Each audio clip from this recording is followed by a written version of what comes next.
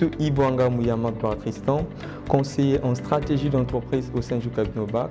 OBAC est un cabinet de conseil stratégique et financier à vocation de banque d'affaires. Aujourd'hui, c'est pour moi un réel plaisir de répondre à la problématique de la peur de se lancer en entrepreneuriat.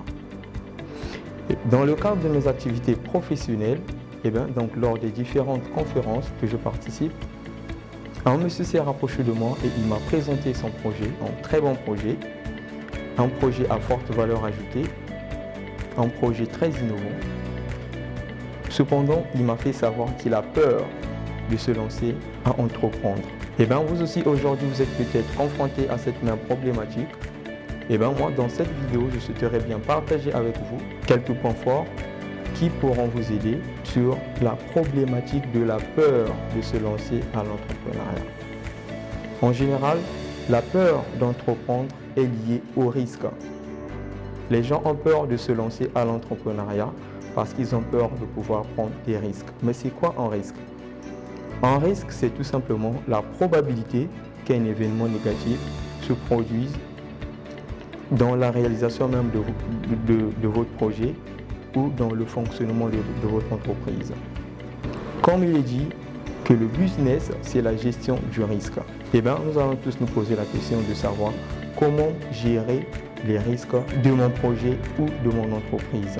Alors, première solution, cherchez à identifier l'ensemble des risques qui peuvent compromettre la réalisation de votre projet ou le fonctionnement de votre entreprise. Une fois identifiés, cherchez à les classer en fonction de la catégorie des risques. En général, nous avons 4 catégories de risques. 1. Nous avons la catégorie des risques d'exploitation. Ce sont des risques qui sont liés sur le fonctionnement interne de l'entreprise. Donc, ce sont des risques qui viennent pour compromettre la réalisation des activités clés. À savoir, nous avons la production, l'approvisionnement, le marketing et vente, et enfin, nous avons les finances. Deuxième catégorie des risques, nous avons la catégorie des risques d'aléas.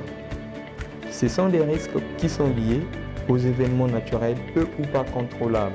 À l'exemple, nous avons le nouveau coronavirus qui arrive sur le marché et qui vient tout changer. Troisième catégorie des risques, nous avons la catégorie des risques financiers. Ce sont des risques qui sont liés aux fluctuations des prix, fluctuations des taux et aux fluctuations des devises. Quatrième catégorie des risques, nous avons la catégorie des risques stratégiques. Ce sont des risques qui viennent pour changer le fonctionnement même de l'entreprise. À l'exemple, nous avons l'arrivée d'un nouveau concurrent sur le marché. Après avoir identifié et classé vos risques, pensez donc à les évaluer. Évaluer un risque consiste tout simplement à déterminer sa gravité et la probabilité que ce risque puisse se réaliser. Sur une échelle de 1 à 5, vous allez noter chaque risque en fonction de sa gravité et la probabilité que ce risque se réalise dans votre entreprise ou dans votre projet.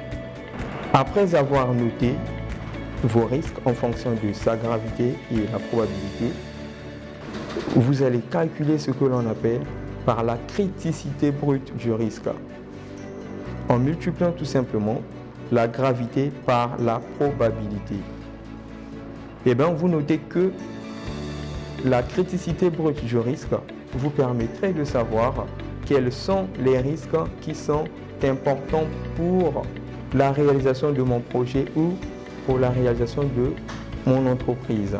À savoir, les risques dont la criticité brute est comprise entre 15 et 25. La criticité brute vous permettrait aussi de savoir quels sont les risques qui sont acceptables pour mon projet ou mon entreprise. À savoir, les risques dont la criticité brute est comprise entre 8 et 12. La criticité brute vous permettrait aussi de savoir quels sont les risques qui sont insignifiants pour mon projet ou pour mon entreprise, à savoir les risques dont la criticité brute est comprise entre 1 et 5. Et donc, après avoir identifié, classé et évalué vos risques, il vous appartiendra maintenant de décider de mettre en place une politique qui vous permettrait de maîtriser l'ensemble de vos risques. Et cette politique va consister à traiter le risque, à transférer le risque, à maîtriser ou réduire le risque et enfin à anéantir le risque en prenant des initiatives. Voilà, j'espère bien que cette vidéo vous a plu et qu'elle vous permettrait déjà de ne plus avoir peur de se lancer à l'entrepreneuriat. Ce partage d'expérience vous a été proposé par le cabinet d'affaires Opportunités de Business en Afrique centrale.